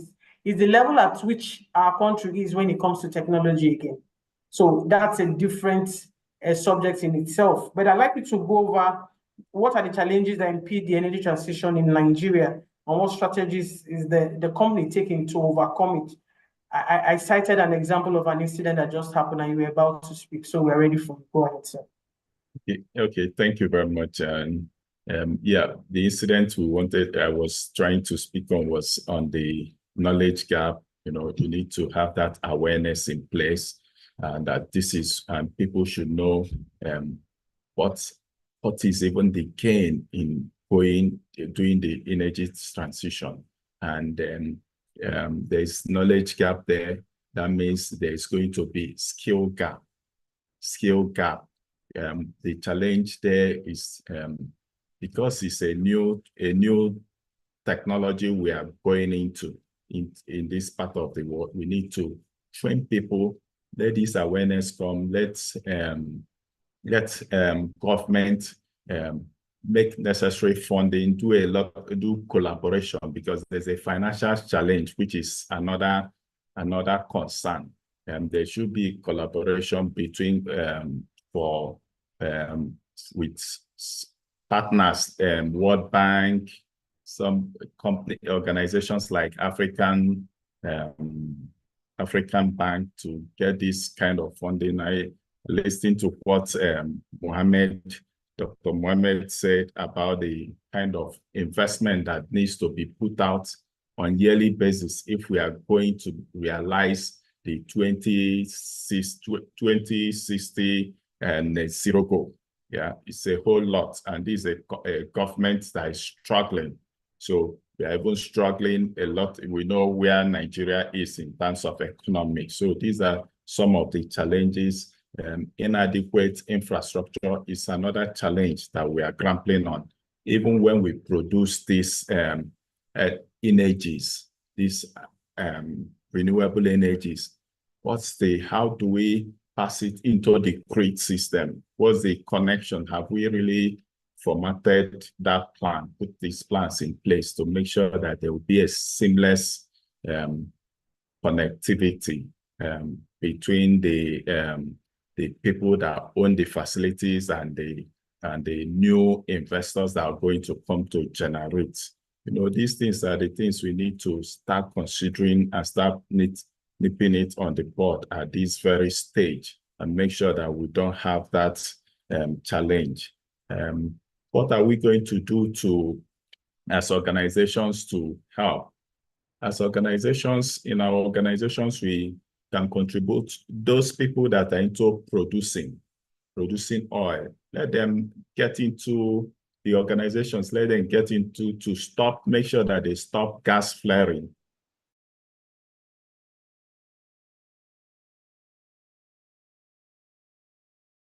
Reduce the minimum, if not entirely stop. That can contribute.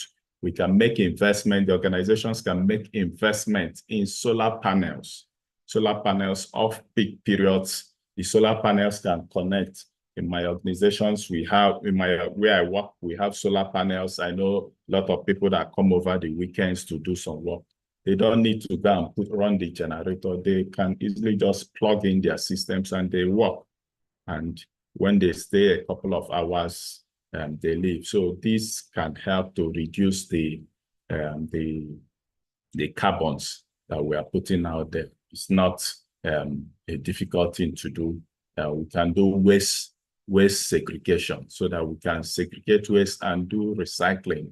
It's still going to help contribute to this energy sustainability, ESG, environmental, social, governance, and environmental impacts that we are talking about, so that we can reduce the carbon footprint and help the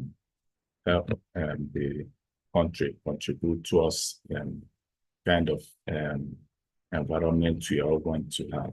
Thank you.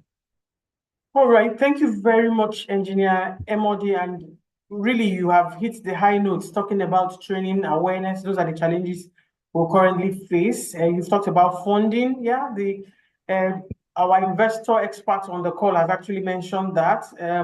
We've already talked about the producing companies, people at the upstream. There needs to be some collaboration and discipline in the way they produce, and looking forward to seeing how they can reduce flaring as well, or eliminate flaring by trying to capture this carbon and store them with various technologies that are available, just like we have heard from Dr. Mohammed Babashiru. So I'm afraid we may not be able to take more questions because we're very close to our time, and I'd like to take some questions from the audience because they are part of this conversation. And when I read them, any of us on the panel list, any panelists can actually take that question for us. Let me see what we have in our chat. Meanwhile, I'd like to say, first of all, thank you to all the panelists who are various experts in their own rights. I truly appreciate your time and energy in this session. It has been very, very informative. This conversation has to continue, but let's take questions from the chat. So I see a first question. I don't know if it has been answered. I think the first from George has been answered. Okay, the question from George has been answered. Thank you very much. Dr. Malak commented. Okay, thank you.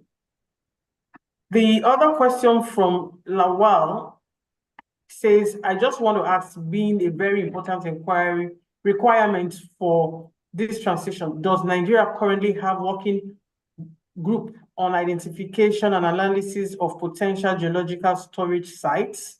Do we already have that?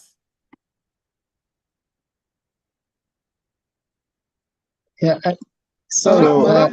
Malam, you can actually go ahead. Dr. Malam, you can give it a shot. Okay, yeah. So actually, Nigeria has no current CCUS storage, but there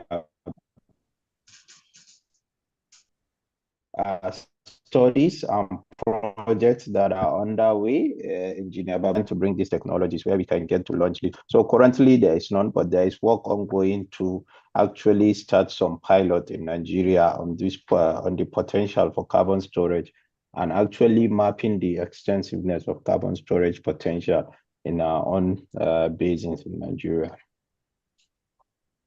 Okay, thank you very much. I think most of the questions from the chat has been answered. I see someone's hand. Please, I will only take your question in 1 minute. Please, can you speak up, Mr. Rufus in the scene? Okay. Good evening. Thank you very much. Can you hear me? Yes, please go ahead. Okay, thank you very much. I want to appreciate the speaker from the very first speaker to the panel session. My question is actually in two phases. One is, do we have, is there a plan or a roadmap for, since we're considering a renewable energy, is there a roadmap for an alternative source of energy? Then secondly, what are the plans on ground for in developing human resource as we transition to net zero? Okay. Do you have someone in mind you want him to answer? Are you talking to the speaker or the panelists? Or you want me to choose? Okay, anyone for me.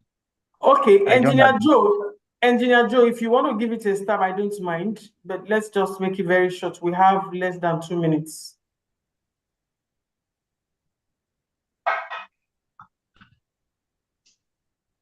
You are muted, please. Can you hear me now? Perfect. Okay. So I think the questions were in two forms. The first one, the issue of human capacity, I think I will start from there. Yes, it's very critical that as we go through this, we need to essentially reskill the workforce. There's a lot of skill sets that we don't currently have that we'll need to build capacity in very, very quickly in short order.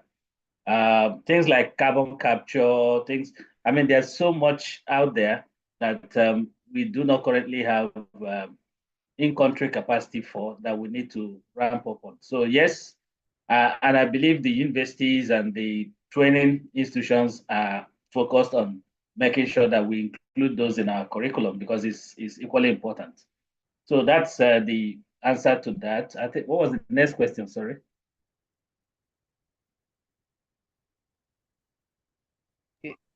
The next question is if we have other forms, if we're considering any other renewable energy apart from alternatives to what we have right now. Okay. If we are considering, if indeed, so let me make this point. Nigeria, we are energy poor. Okay? It's important that we appreciate where we are. We are not. The transition conversation is great, but I always use an analogy. If you're hungry, if you're very hungry, you don't go and say, give me a balanced diet. You say, give me food first, right? So Nigeria needs to get energy. And I don't really care whether it's clean or dirty. We are hungry, we are energy poor.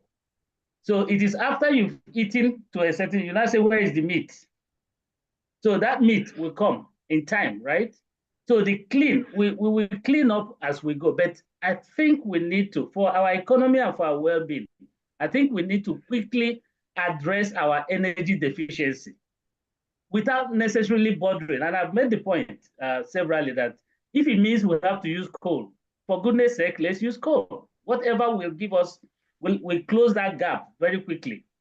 I had done some work in this space in the past, and it shows that we needed to expand our current capacity by almost 4 times to get to the point where we're looking at, about fourfold to get to the point where we can now start meaningful conversations around cleaning up the mix, right?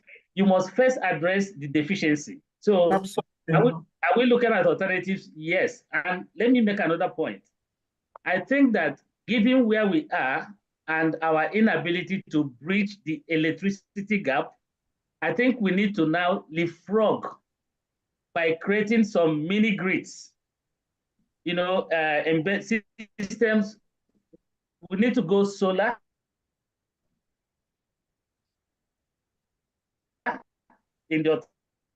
Clearly, I can see that part. It might not be the most cost effective, but it gets options.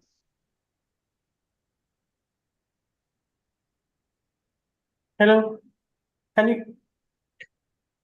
Did you hear me? Yes, we heard you to a point, and I think you were just closing your statement. Yeah, I said that for us, given that we are not able to provide energy very quickly to our people, we need to leapfrog. So getting onto the solar train, to me, seems like a practical step to bridging the energy gap, supply gap in the near term. Yes. Absolutely. Thank you very much, Engineer Joseph, for that.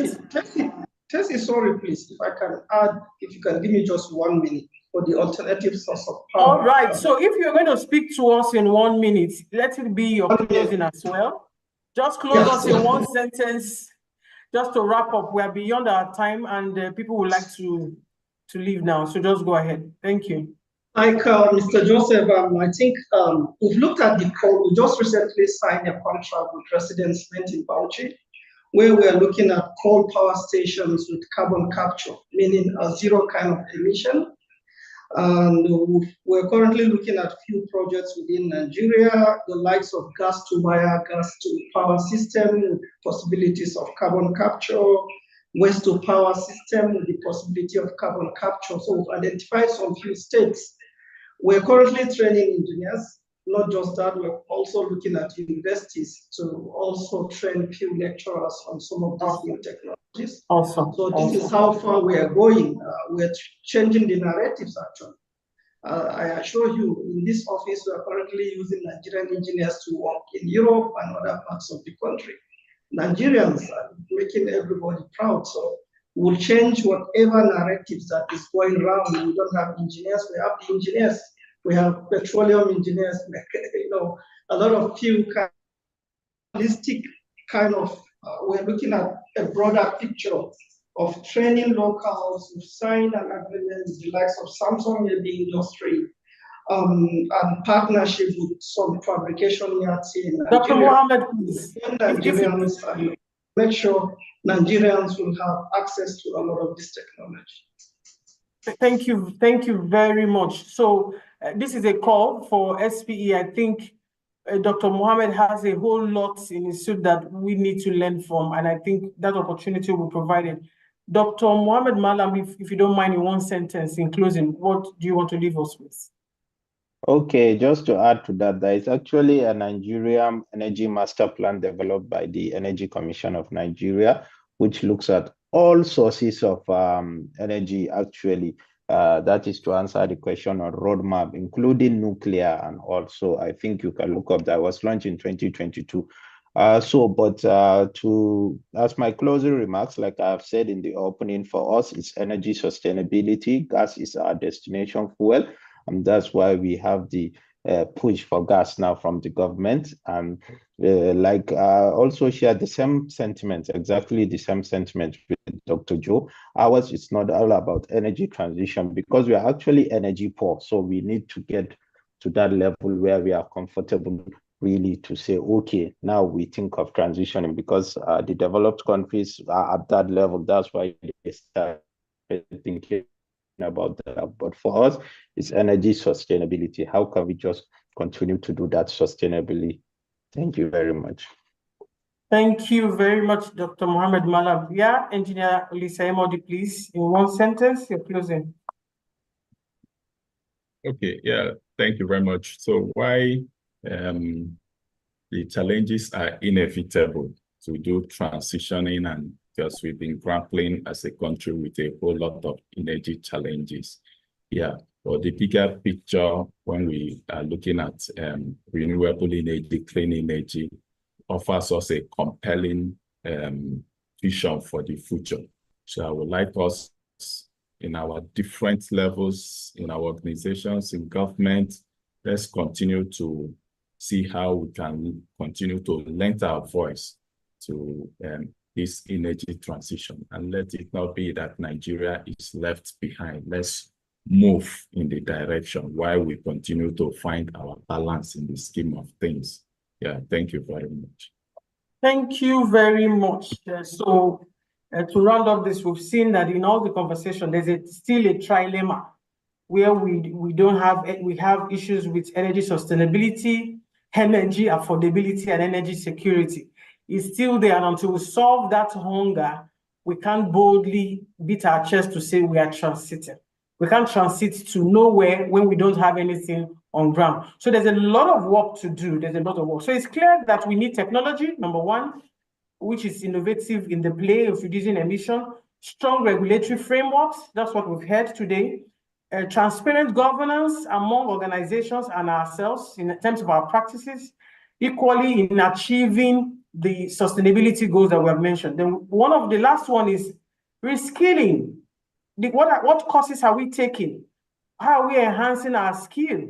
How many people are looking at artificial intelligence, machine learning to meet up with the technology that is coming?